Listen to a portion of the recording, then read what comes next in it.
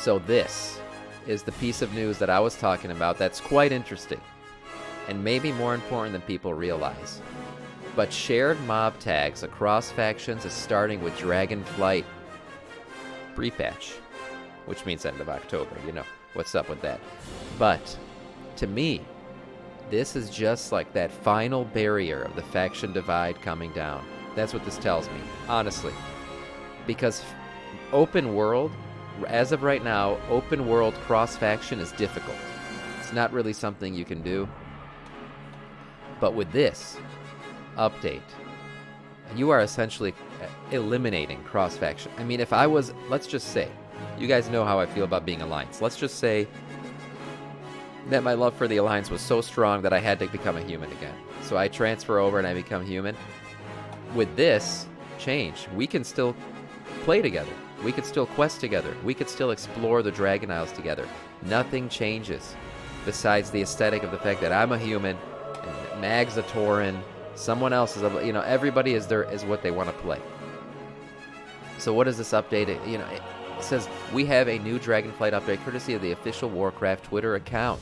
In the spirit of cooperation and cross-faction gameplay, ungrouped Horde and Alliance players, not even grouped, ungrouped Horde and Alliance players will be able to share mob tags beginning with the Dragonflight pre-patch.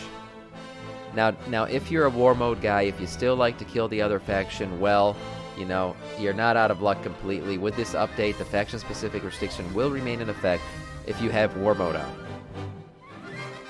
So if you have war mode on, you know, it's still, you still can't play with each other, basically. You still got to play with yourself in the corner, okay?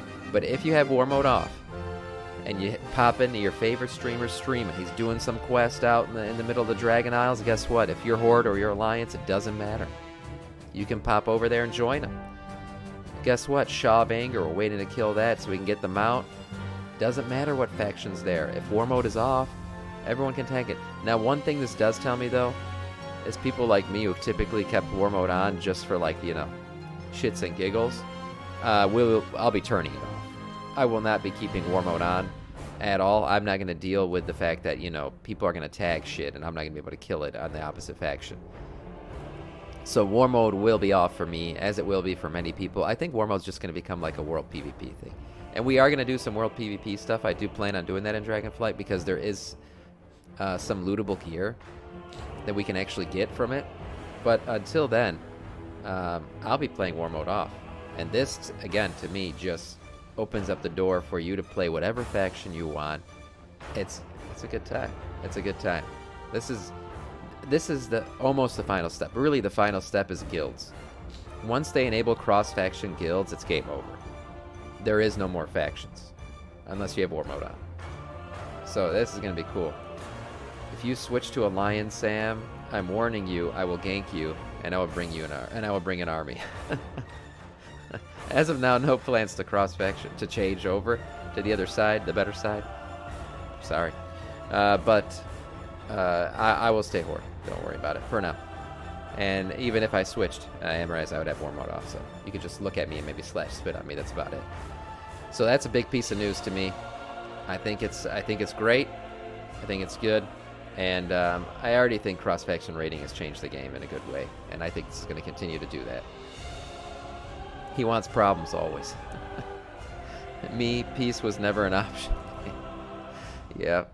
Some people will still keep that war mode on. Right? Okay, next piece of news. A Thundering Seasonal Affix reworked on Dragonflight Beta now includes a damage buff. So what I think we're seeing here... Okay, I did look at this. Basically, the Thundering, which is Raz against Marks, this is going to be your Mythic Plus affix for Dragonflight. And what this is basically is the Mark of the Wind or Mark of Lightning, granting them 15% increased damage and healing done for 15 seconds. Coming into contact with the opposing person who is marked with this will neutralize the effect on both players. After 15 seconds, if you hold it for the full 15 seconds without neutralizing it, it will inflict 9 nature damage every 1 second for 8 seconds.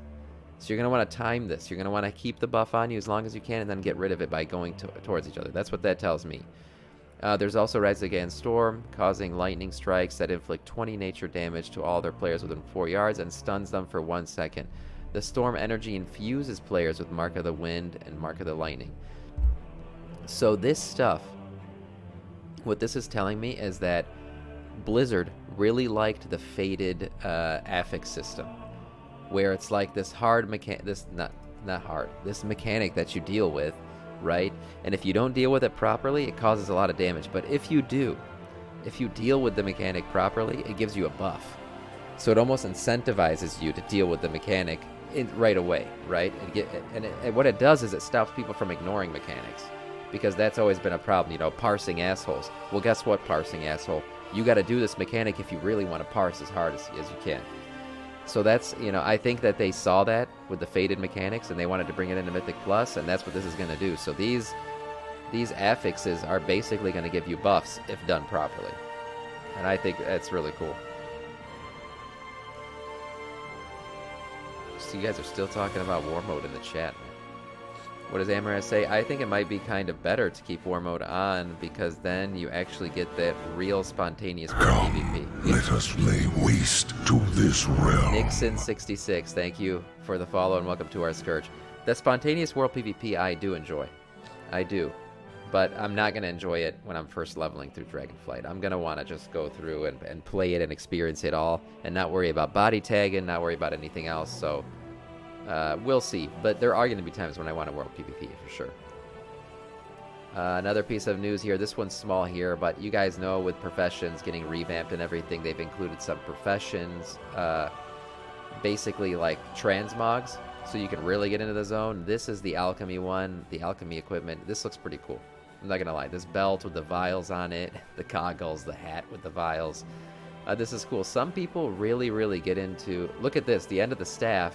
It looks like he's been mixing some potions. It's covered in like goo and stuff. Some people really get into transmog. There are people, believe it or not, who log in and just not transmog. Really get into professions. Some people log in and they just want to do professions. And Dragonflight's going to be the best expansion ever for those kinds of people. Getting into, you know, getting the look down for what they want to do, being able to do professions the way the new system is going to work. This stuff's really cool. It makes the game more immersive, and I think it's the right way to go. I like this stuff a lot. I've seen the mining one with the little hat with the light, also cool. Again, this one's pretty cool, and I'm not going to lie, if you're an alchemist who's also a rogue, this belt is kind of cool transmog even for combat, like not just for alchemy purposes, but having the vials on your belt is kind of cool. And again, this is all transmog for. This is the transmog for the alchemy profession. Last piece of news here, more transmog stuff. Primeless Tomorrow weapon shield cosmetic. I did just want to touch on this real quick because look at the detail in this. So the Primeless Tomorrow is like this event they're going to do with Chromie's Big Time Adventure, where basically it's an alternate universe where the Vault of the Incarnates raid that we're going to be doing, it's like the alternate universe of we lost that raid. Okay, we lost in the raid, and Razagath has won, and the Primeless Tomorrow is how the world looks now that we've lost. This is just transmoggable stuff that comes from that event. Look at the detail in it. This is really nice stuff. To me, this says like, wow, there's gonna be some nice looking gear in this expansion.